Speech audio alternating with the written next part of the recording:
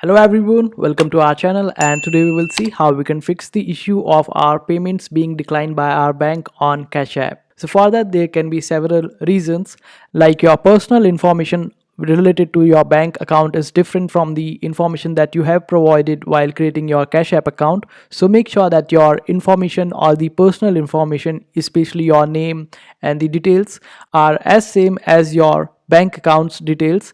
And usually when bank finds that you have different details on Cash App, they usually decline your request for payments.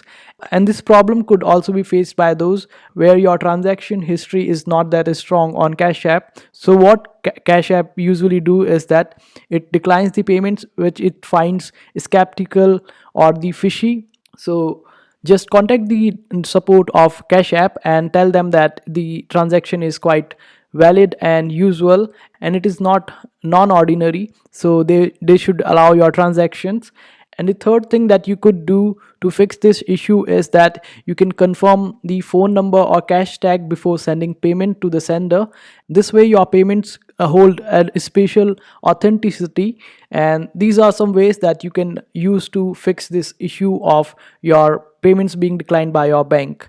I hope this video was helpful. Make sure to hit that like button and also subscribe to our channel for more helpful videos.